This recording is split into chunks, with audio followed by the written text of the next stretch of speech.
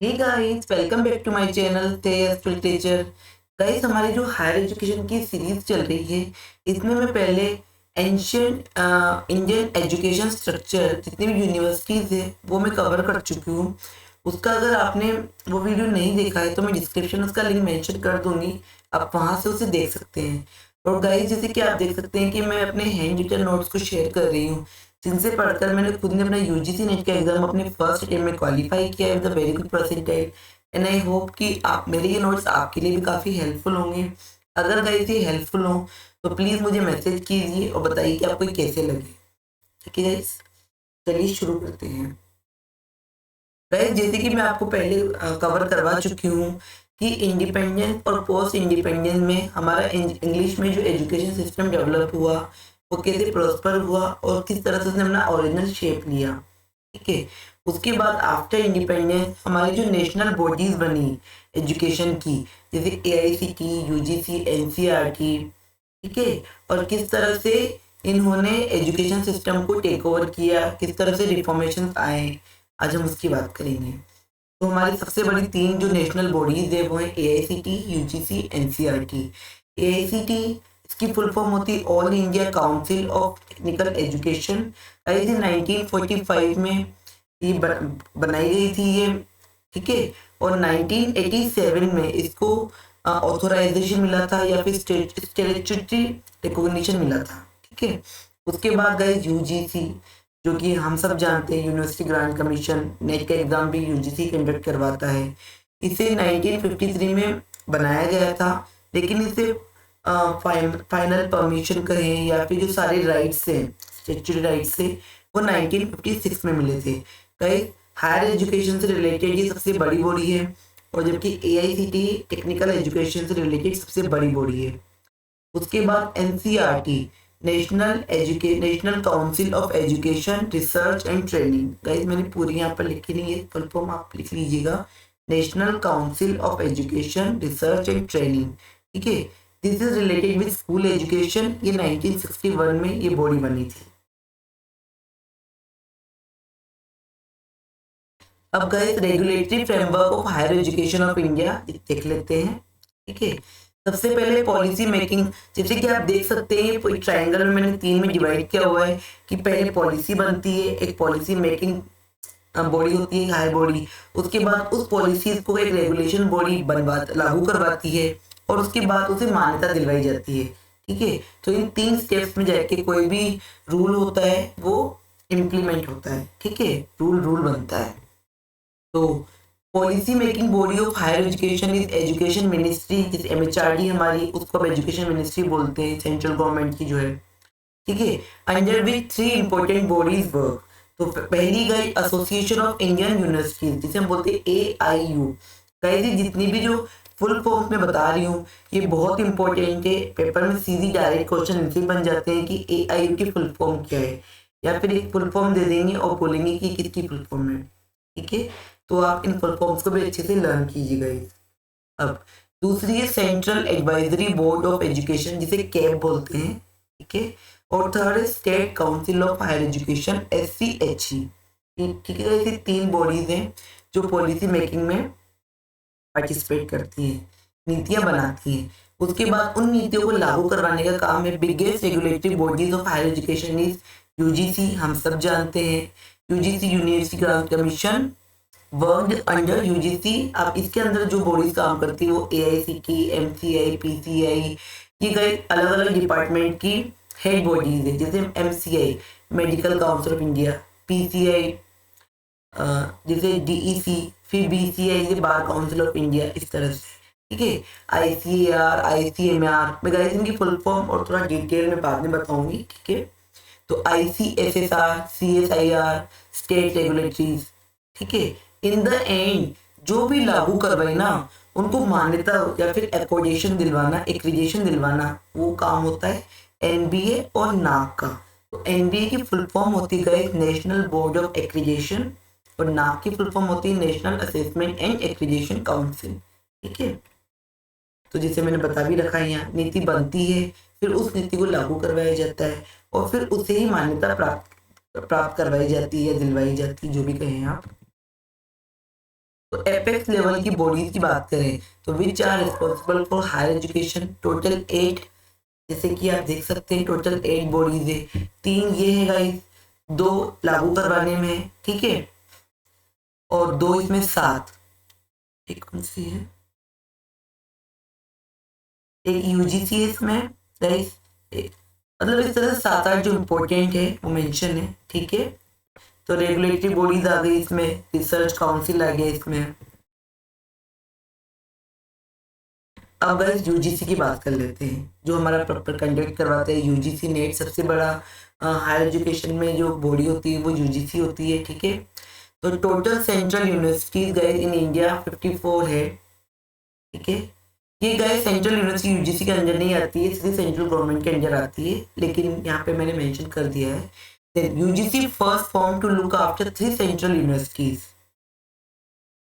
Okay, central universities भी इसके अंदर आती है क्या, ओके गाइस। तो ठीक है, चलिए आप मैं दोबारा रिवाइज कर देती हूँ कि टोटल सेंट्रल यूनिवर्सिटीज अभी 54 है, और सबसे पहले जो यूजीसी को फॉर्म किया गया था वो लुक आफ्टर करने के लिए 3 सेंट्रल यूनिवर्सिटीज को, वो थी अलीगढ़, बनारस, दिल्ली, ठीक है। These 3 came into existence. Okay, UGC came into existence on 28 December 1953. Guys ये डेट बहुत इंपॉर्टेंट है, ये याद पूछी जाती है कि यूजीसी की वो कब फॉर्म किया गया था, कब वो एग्जिस्टेंस में आई थी, ठीक है। तो 28 दिसंबर 1953 मैंने हाईलाइट भी किया हुआ है, और it became an active body 1956। Guys इसके जो फाउंडर थे भाई अबुल कलाम आजाद, उस टाइम वो उसके प्रेसिडेंट कुछ भी कह लो, ठीक है। नाउ करंट यूजीसी चेयरमैन जैसे कि हम सब जानते हैं डीपी सिंह है, ठीक है। It guys one main office, अच्छा यूजीसी का जो मेन ऑफिस है वो तो एक है, और इसके 6 रीजनल ऑफिस है। इसका मेन ऑफिस है न्यू दिल्ली में, और रीजनल ऑफिस की बात करें तो ये है बेंगलोर, भोपाल, गुवाहाटी, हैदराबाद, कोलकाता और पुणे, ठीक है। This is made on the recommendation of Radhakrishnan committee in 1948। इसीलिए राधाकृष्णन कमेटी को हम हायर एजुकेशन कमेटी और यूनिवर्सिटी कमेटी भी कहते हैं, ठीक है। गाइस यूजीसी की टैगलाइन है ज्ञान विज्ञान विमुक्ति, Section 12 of UGC Act, the main function of UGC is coordination, determination and maintenance of standards in university. किसी भी यूनिवर्सिटी में अगर उसको कोऑर्डिनेट करना है, एक अदर यूनिवर्सिटी से कोऑर्डिनेशन बनाना है, डिटर्मिनेशन बनाना है, और उसे मेंटेनेंस करना है, क्या नया ऐड करना है, क्या डिस्ट्रॉय करना है, क्या डिलीट करना है, क्या क्लोज करना है, इस सारे स्टैंडर्ड्स को यूनिवर्सिटीज में जो मेंटेन करता है वो बॉडी है यूजीसी, ठीक है। It provide grade to universities, A grade, B grade, C grade, ठीक है। Funds is provided within university education system by UGC, funds भी यूजीसी के द्वारा ही प्रोवाइड किए जाते हैं, ठीक है। But it is only an act as an commentary body, but not your power to establish, validate और डी रिकॉग्नाइज एनी यूनिवर्सिटी। ये पूरा होता है हमारे जो एक्रीडेशन बॉडीज है उनके हाथ में ये सब, ठीक है। Now setting standards exam UGC net, CSI UGC net, first chairman of UGC SS Bhatnagar, ठीक है। नाउ गाइस एआईयू, एआईयू हमने पहले देखा कि पॉलिसी मेकिंग बॉडी है, एसोसिएशन ऑफ इंडियन यूनिवर्सिटीज इसकी फुल फॉर्म है। This is build to promoting cooperation and coordination among university of India, ठीक है। गाइस जितनी भी जो सेंट्रल यूनिवर्सिटीज है, मेन हायर एजुकेशन में बिग यूनिवर्सिटीज है, उनके अंदर कोऑपरेशन कोऑर्डिनेशन बिठाता है ये एआईयू, ठीक है। Earlier guys this is called inter university board, ठीक है, इन और जो कि शिमला में 1924 में था। Later in 1973 its name change and called AIU.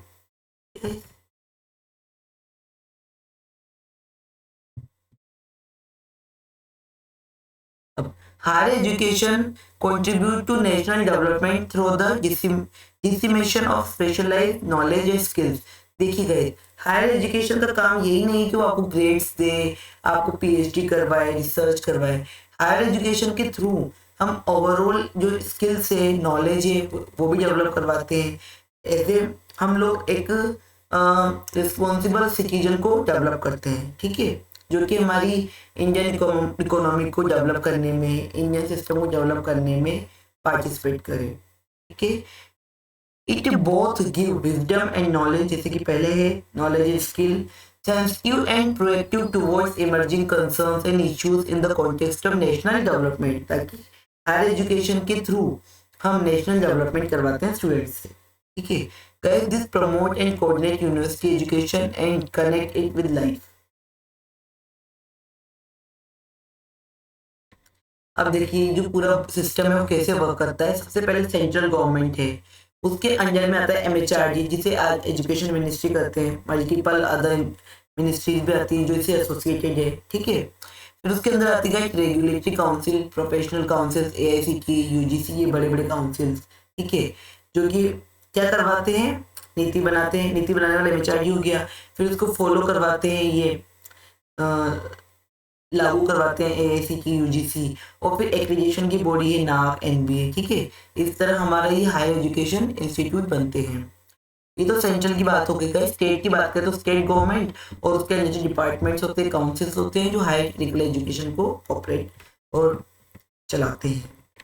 Central government coordination and determine the standards in higher education and technical education. देखिए जो सेंट्रल गवर्नमेंट है, जैसे कि अभी हमारी BJP कांग्रेस मोदी सरकार है, तो वो कोऑर्डिनेट करती है और डिटरमाइन करती है स्टैंडर्ड्स फॉर हायर एजुकेशन और as well as technical education, ठीक है। State government is primarily responsible of the state school education, state और स्कूल एजुकेशन, ठीक है। Professional council responsible for recognition of course, promotion and professional institution. आप ये तो पढ़ लीजिएगा, इसमें इंपॉर्टेंट बता देती हूँ। जैसे कि NBA, national board of accreditation, जो कि हमारा क्या है, हमारा एक एक्रीडिटेशन बॉडी है। It accredits technical programmes such as engineering, management, ठीक है। Member of Washington accord, guys it is a member of Washington accord also. It evaluate of technical programmes, ठीक है, जितने भी टेक्निकल प्रोग्राम्स होते हैं उनको एवेल्यूएट करता है और उनको एक्रीडिटेशन प्रोवाइड करवाता है। UGC develop this and funded, ठीक है। अब जो NAAC है दूसरा, guys this is funded and developed by UGC, accredits general colleges and universities, इन सबको ये वही एक्रीडिटेशन देता है। It developed in 1994 grades given to colleges and university, grade like A+, B+, ठीक है। गाइस NAAC का हेडक्वार्टर बेंगलोर में। अच्छा, हेडक्वार्टर भी पूछे जाते हैं आप लोगों से, तो आपको अच्छे से पता होना चाहिए, ठीक है गाइस। फिर ICHR, तो इसकी फुल फॉर्म होती है the Indian council of historical research, ठीक है।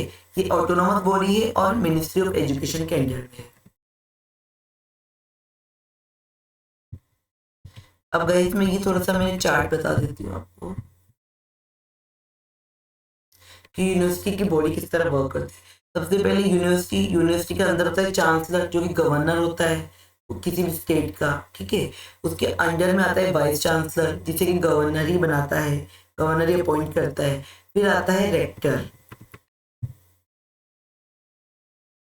ठीक है, और उसके अंडर में आते हैं रजिस्ट्रार। इस तरह से पूरी यूनिवर्सिटी की बॉडी वर्क करती है।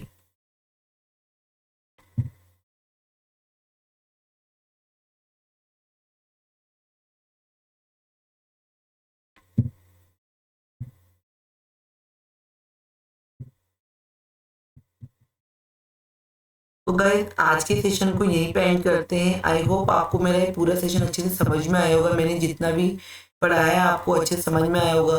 गाइस अगर आपको फिर भी कोई दिक्कत होती है तो आप मुझे कमेंट बॉक्स में पर्सनली मैसेज कर सकते हैं। मैं आपका हर इशू को रिजॉल्व करने की पूरी कोशिश करूंगी। और अगर आपको ये अच्छा लगा है गाइस तो मुझे वो भी लाइक करके, शेयर करके, सब्सक्राइब करके, मैसेज करके बताइए, ताकि मुझे मोटिवेशन मिले इसी तरह की अच्छी अच्छी वीडियोस बनाने के लिए। आज का सेशन बस इतना ही, यही एंड करते हैं गाइस। मिलते हैं नेक्स्ट वीडियो में, तब तक के लिए बाय, टेक केयर।